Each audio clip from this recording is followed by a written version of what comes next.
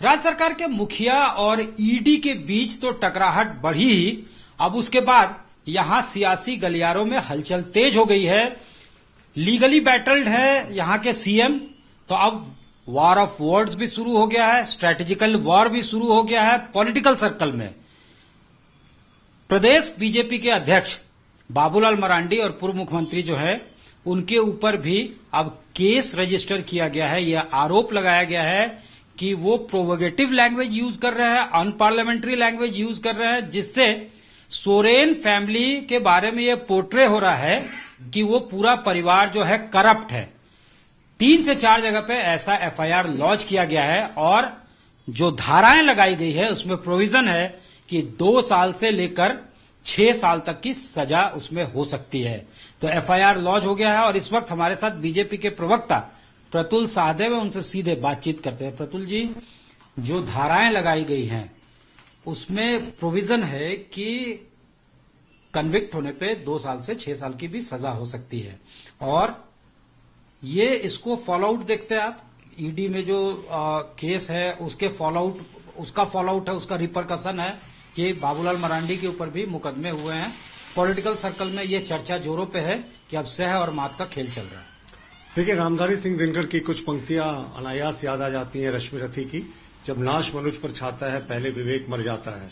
और अंग्रेजी में वो कहावत है ना, power corrupts and absolute power corrupts absolutely. तो ये सरकार के शीर्ष में बैठे तमाम लोग, माननीय मुख्यमंत्री जी हों या जो भी हों, सबका विवेक मर गया है। ये लोग पावर में इतने नशे में इसके चूर हैं कि इन्हें सही और गलत का भी ज्ञान नहीं है। और बाबूलाल मरांडी जी के ऊपर जो इन्होंने आरोप लगाया कि ये सोरेन परिवार के कैरेक्टर असैसिनेशन कर रहे हैं, कौन से कैरेक्टर की बात कर रहे हैं? बाबूलाल मरांडी जी ने सच्चाई दिखाया तो तीर निशाने पर लग गया। उन्होंने क्या कहा कि हेमंत सोरेन ने नाम बदलकर हेमंत कुमार सोरेन बदलकर आदिवासी की जमीन ले ली। बसंत सोरेन ने अपना नाम बसंत कुमार सोरेन कर लिया और आदिवासी की जमीन रजिस्ट्री कर ली गलत तरीके से। और हद तो तब हो गई जब इन्होंने पिता का नाम भी बदलकर शिबू सोरेन से शिव सोरेन कर दिया। तो करप्शन के एलिगेशंस लगा रहे हैं बाबूलाल मरांडी जी। पूरे प्रदेश में संकल्प यात्रा पे निकले हैं और बहुत शानदार सफलता मिल रही है, तो सरकार तिलमिला गई है और उन्हें लगता है कि ऐसे फर्जी मुकदमों से वो बाबूलाल मरांडी जी और राष्ट्रवादी दल के कार्यकर्ताओं का मुंह बंद कर देंगे। तो इन्हें कंफ्यूजन है। ऐसे तानाशाह पहले भी हुए हैं जिन्होंने मुकदमों के जरिए आंदोलन को दबाने की कोशिश की है। 4 नहीं, 40 नहीं, 400 मुकदमे कीजिए ना मुख्यमंत्री जी, हम फिर भी पीछे नहीं हटेंगे। भ्रष्टाचार के खिलाफ बाबूलाल मरांडी जी का अभियान चलता रहेगा, अंजाम तक पहुंचाएगा और हमें कोई फर्क नहीं पड़ता। आप जेल में भी डालना। आरोप तो हेमंत सोरेन भी लगा रहे हैं ना कि ED is acting at the behest of their political masters and the date chosen aptly vows it. ये बताया है उन्होंने अपने चिट्ठी में। ये भी कहा है कि this is a bid to malign his image and the image of peoples of Jharkhand. ये तो बताया उसमें चिट्ठी में उन्होंने। और यही आरोप बार बार वो लगा रहे हैं कि आप विड्रॉ करो और else I will take a legal action. अब क्या भाजपा और ईडी ने कहा था मुख्यमंत्री जी को कि साहिबगंज में 1000 करोड़ का माइनिंग स्कैम उनके राजपाट में हो जाए? अब क्या भाजपा और ईडी ने कहा था कि 10,000 करोड़ का लैंड स्कैम रांची में हो जाए, जैसा कि आरोप लगाया? और देखिए, मुख्यमंत्री ने शपथ ली है कानून और संविधान को अपहोल्ड करने की, तो इन्हें तो कानून के तहत कोई सम्मन हुआ कोऑपरेट करना चाहिए था। लेकिन ये तो स्टेट स्पॉन्सर्ड करप्शन है ना।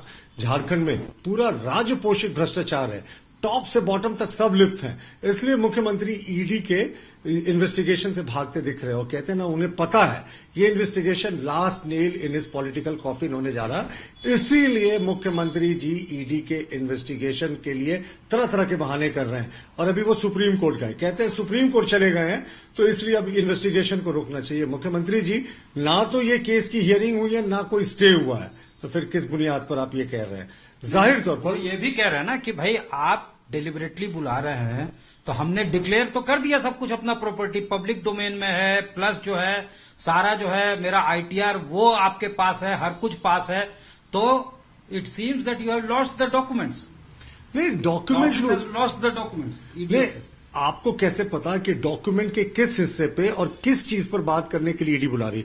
मान लीजिए इन्होंने जो संपत्ति का विवरण दिया उसके बारे में अगर कोई जानकारी लेने के लिए ईडी बुला रही हो, जैसा कि मुख्यमंत्री जी का क्लेम है, तो इन्हें तो कोऑपरेट करना चाहिए। अगर इन्होंने कोई गलती नहीं की है तो फिर किस बात का उनको भागने की जरूरत है? हमें लगता है कि मुख्यमंत्री जी को कोऑपरेट करके नजीर पेश करनी चाहिए थी। पर कहते हैं ना कि जो सर से पांव तक भ्रष्टाचार में जिसकी पूरी सिस्टम डूबी हुई है, उसके पास तो काफी कुछ छिपाने के लिए है। इसलिए मुख्यमंत्री जी हाइड एंड सीक खेल रहे हैं। लेकिन उन्हें याद रखना चाहिए, ये मोदी जी के इंडिया में आप करप्शन करके भाग नहीं सकते। तो साफ तौर से बीजेपी का प्रवक्ता का कहना है कि हाइड एंड सीक यहां नहीं चलेगा। लेकिन ये बात भी अब जो है सियासी गलियारे में चर्चा हो रहा है कि आरोप प्रत्यारोप का दौर शुरू हो चुका है, स्ट्रैटेजिकल वॉर शुरू हो चुका है, सह और मात का खेल शुरू हो चुका है और मुकदमे जो हैं वो भी दायर होने लगे हैं कि अगर कोई ये कहा जा रहा है, जानकार ये बता रहे हैं कि अगर कोई सेंट्रल एजेंसी को यूज कर रहा है तो कोई स्टेट एजेंसी को बी फिटिंग रिप्लाई देने के लिए यूज कर रहा है। ऐसा अभी फिलहाल प्रतीत हो रहा है। कैमरामैन राकेश तिवारी के साथ सत्यजीत कुमार, रांची, आज तक।